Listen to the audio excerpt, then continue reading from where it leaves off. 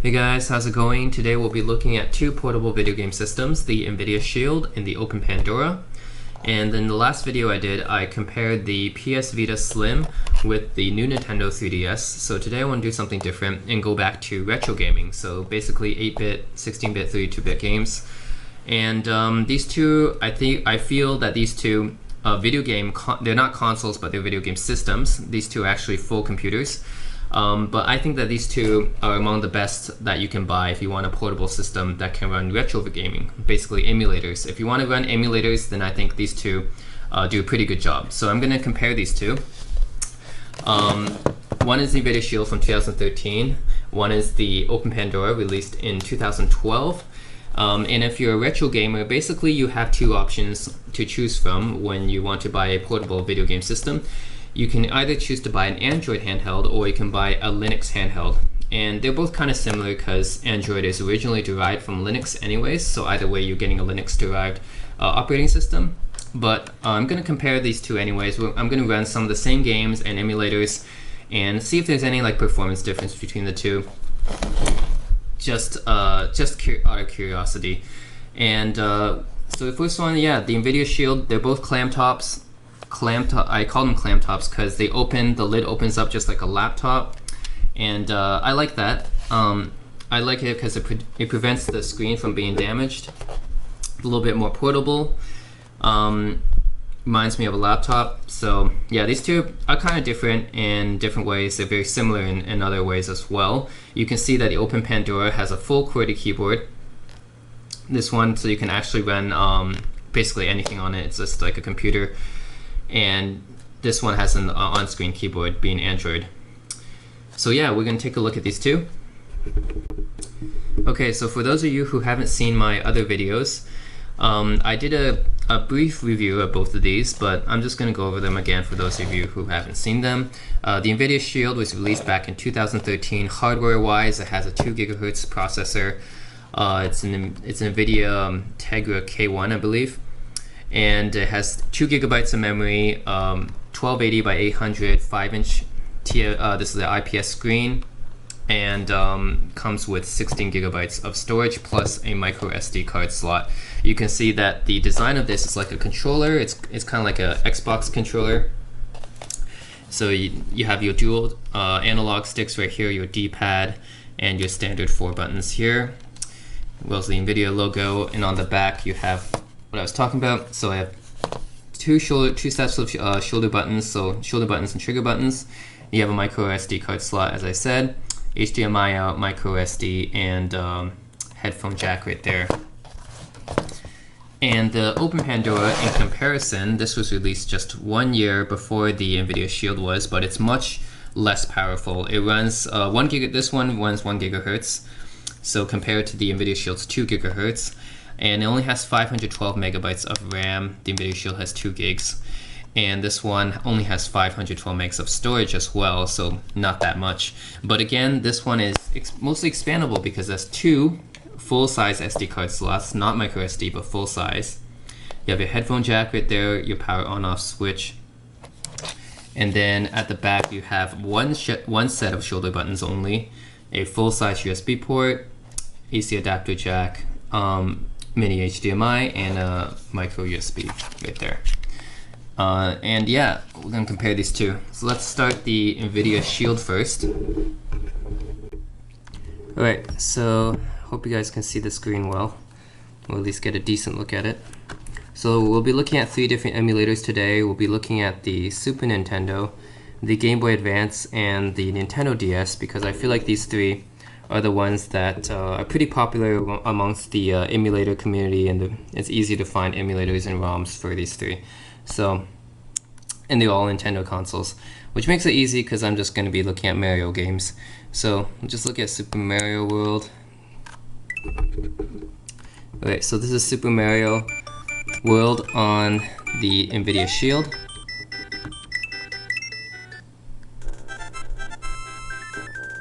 Alright.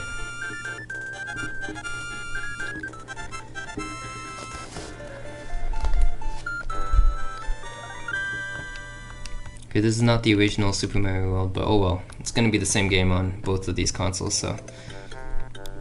Alright.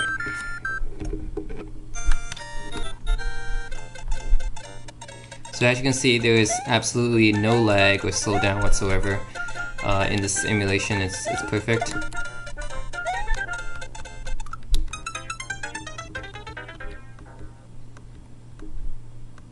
Let me try this one.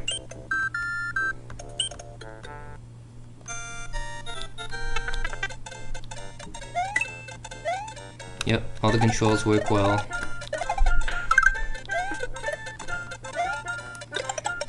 As you would expect.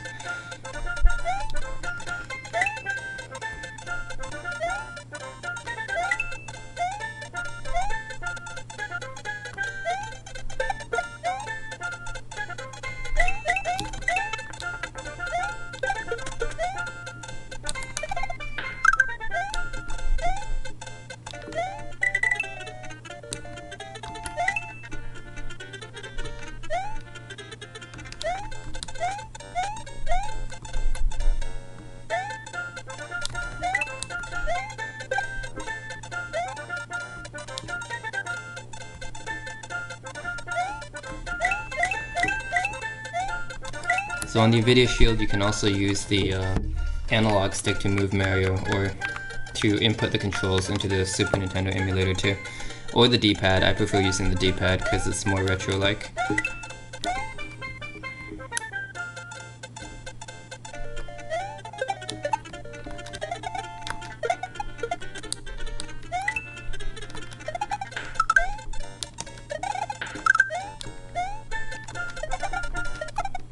Alright, anyways, that is Super Mario World. And let's look at the Super Mario World on OpenPandora, see if it matches up. That was pretty smooth on the Nvidia Shield, so let's take a look on the OpenPandora.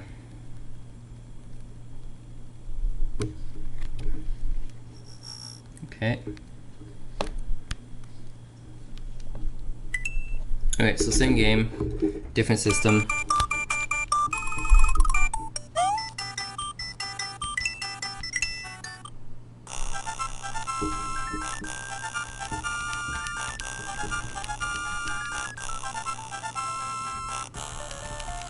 Both of these consoles have stereo speakers, so you're hearing stereo sound on both of these games,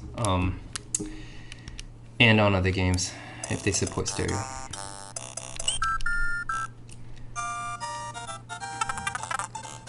Alright, so what you notice about the emulation here is it's pretty good as well. Maybe even faster than the Nvidia Shield actually. I don't see any kind of slowdowns at all. You can use the D-pad here, or you can map these other analog nubs to whatever you want. So that's a good thing about OpenPandora here.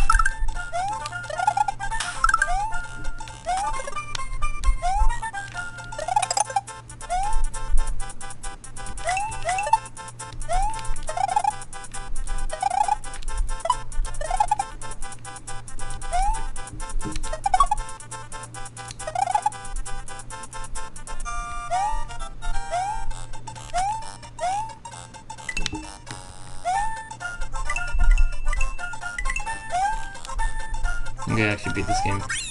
I mean this level on the OpenPandora. Okay, so that is Super Mario World on the OpenPandora. That runs pretty smoothly as well, so no complaints there. Alright, now let's try another game.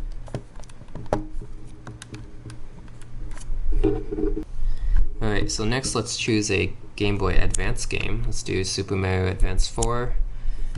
So basically Super Mario Bros. 3. one of the best games ever.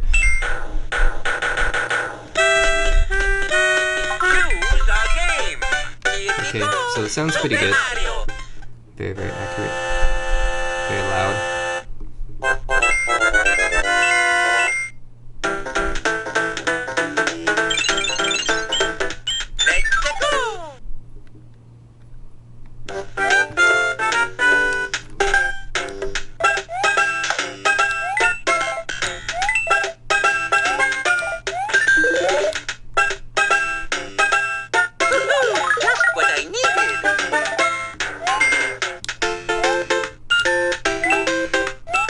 So this game runs perfectly as well.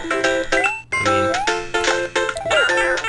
obviously you guys, if you guys play emulators, then know that Visual Boy Advance is a very, very good emulator. I've had pretty much no problems with this, and I played Visual Boy Advance for a long time, so haven't had really any problems with any GBA games running on it.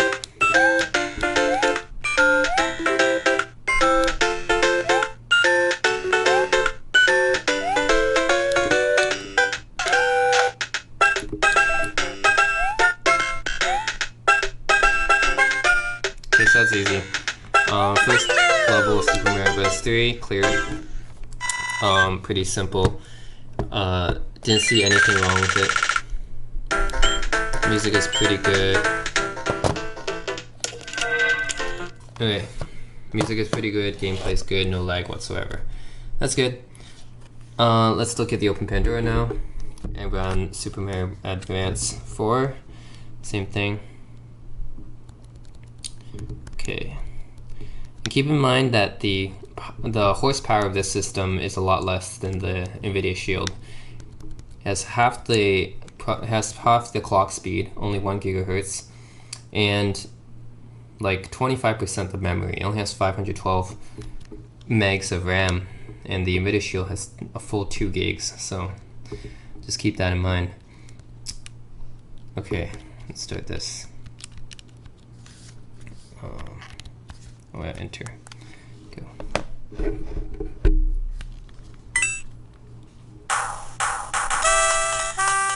Okay.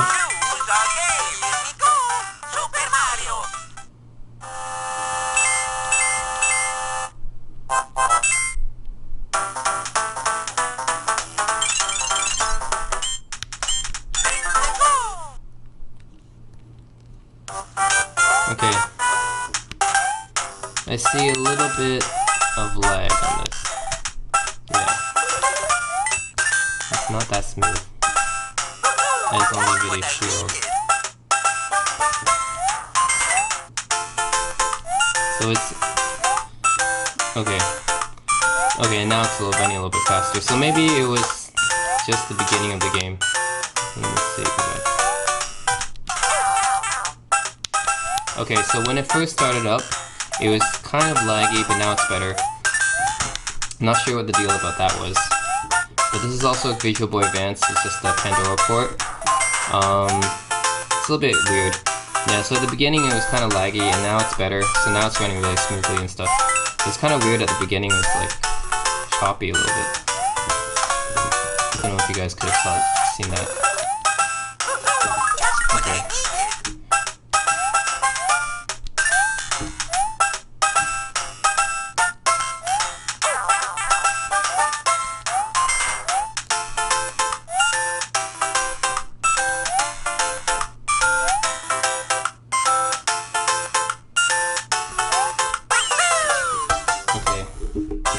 Pretty easy.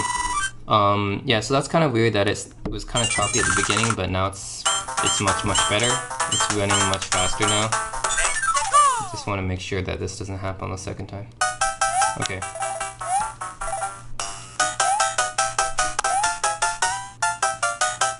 Okay. So it's fine now. It's weird that it was like a little bit choppy at the beginning. It's fine now. Not sure what that was at all. Okay, so it's running pretty smoothly, yeah. Anyways, this is Super Mario Advance 4, which is just Super Mario Bros. 3 on the OpenPandora. As you can see, a little bit quirky, but otherwise it it's not bad. It works pretty well, pretty smooth. Alright, so now let's look at Nintendo DS Drastic, which is a pretty good DS emulator available for Android and the Pandora and PC as well. Let's look at our last Mario game, New Super Mario Brothers, which is like a semi 3D version of Mario. Okay, so yeah, this is a touchscreen, so you can just touch it just like a DS. Okay, it's the intro.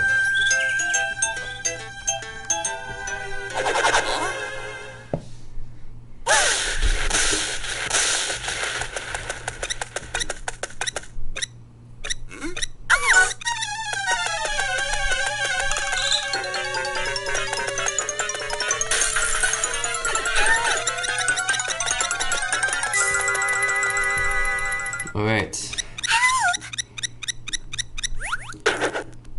Okay, let's get it. Here I go.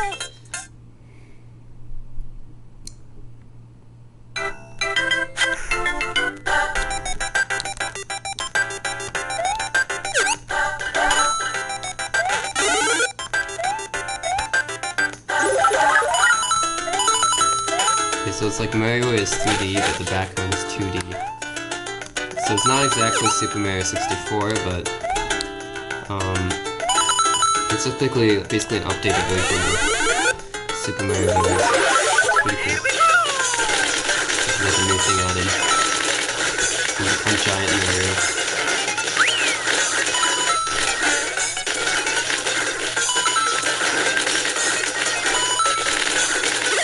Oh,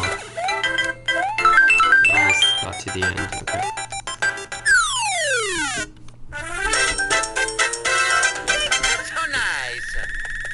Alright, cool. So yeah, that runs fine. Nintendo DS runs fine, obviously. No problems with that. Pretty flawless to me. And let's try it on the OpenPandora. Okay, Drastic on the OpenPandora. Let's do it.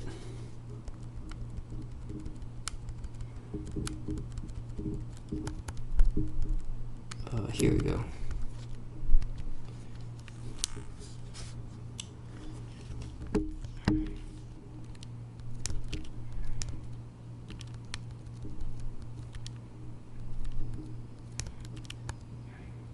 Okay, here we go.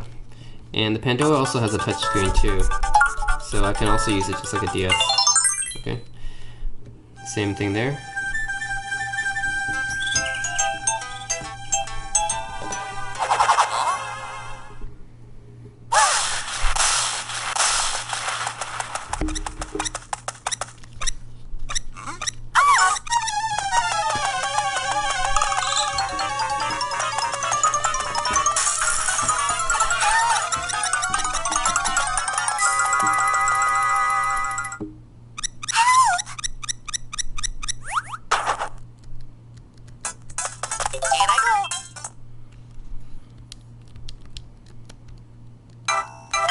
Alright, so same as the Nvidia Shield, runs pretty flawless so far.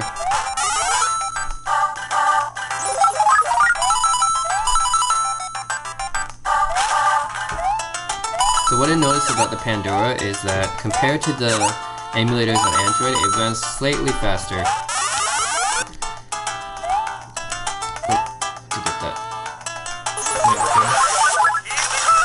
Like the frame rates are slightly faster, ever so slightly faster on the Pandora than on the Nvidia Shield. I don't know if you guys can notice that, but to me they seem like they're slightly faster.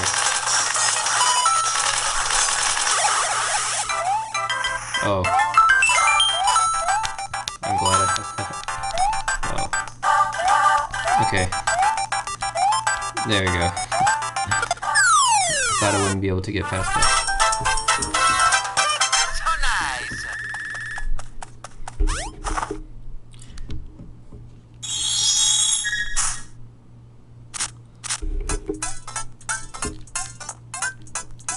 Alright, so yeah, it seems a little bit faster to me. Interesting.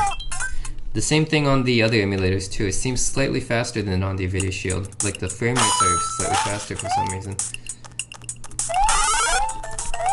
This despite the fact that the Pandora is a slower system.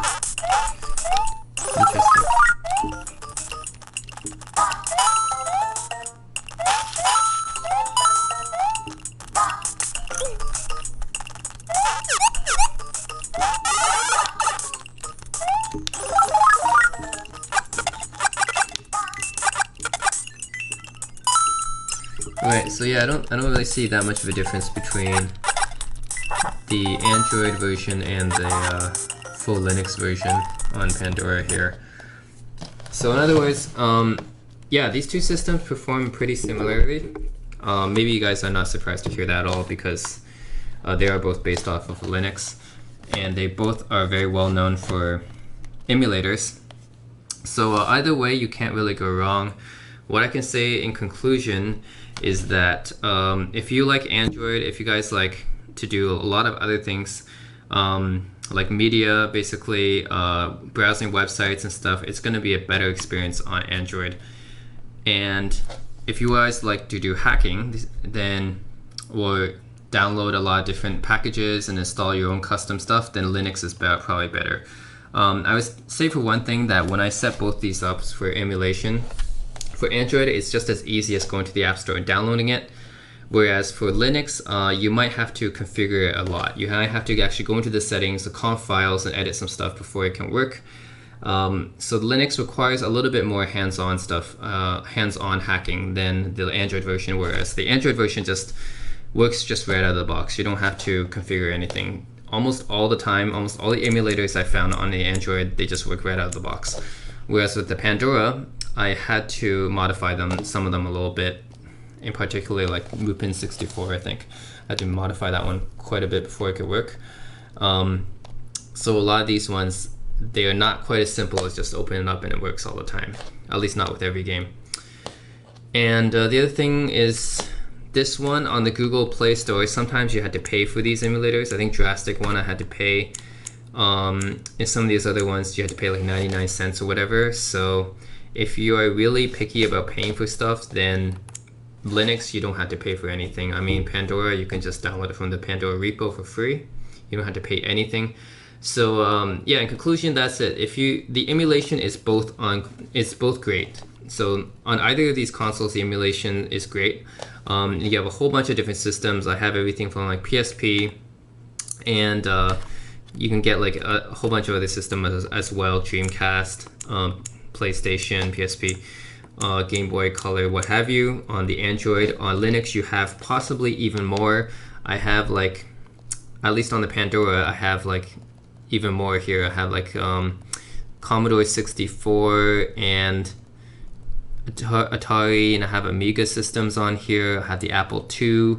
I'm pretty sure there might be for Android as well, but anyways, it's all free here. You don't have to pay for any of it. So all it comes down to is that Linux, you do have to hack around a little bit more to make it work, but you don't have to pay for it. Whereas with Android, you don't have to hack around a lot. It just works out of the box, but you might have to pay for some of these emulators.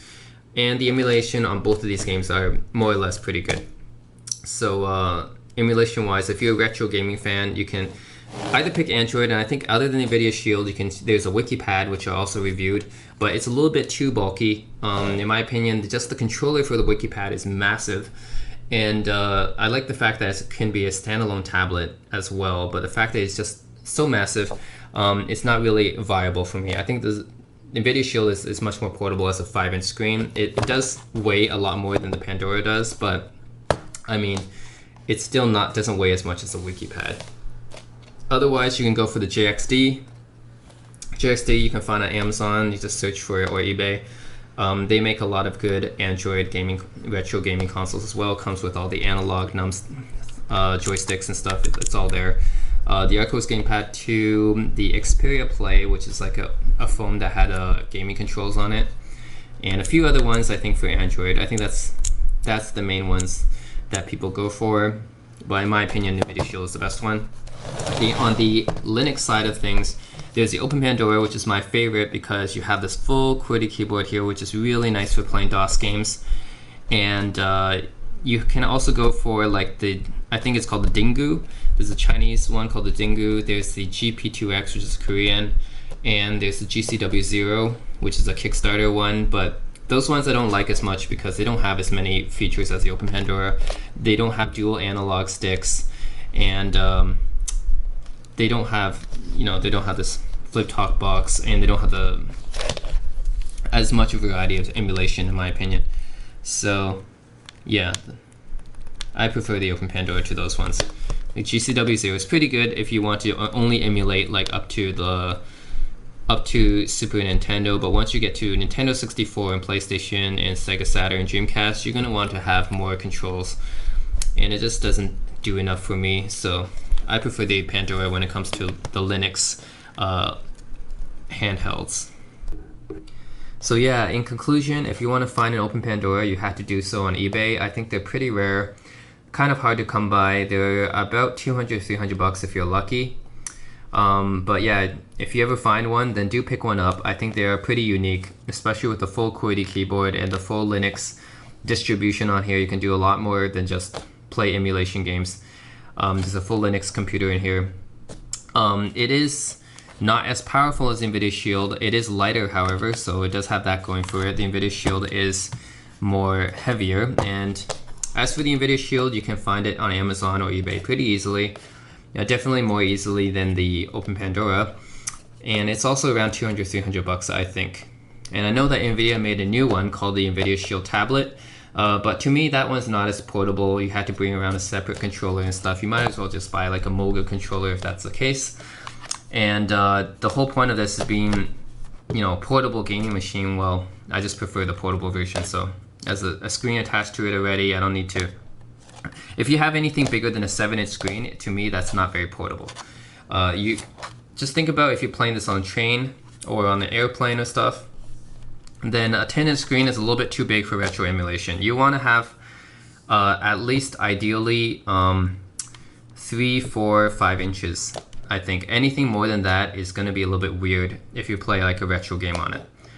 So that's why the resolution, having a high resolution is not that great for retro gaming. You kind of want to have a low resolution. It's more faithful to the original games. It'll look better too, ironically. Yeah, I know it feels weird saying that something looks better in a low resolution, but in the case of retro games, they look better in a low resolution because that's what they were designed for.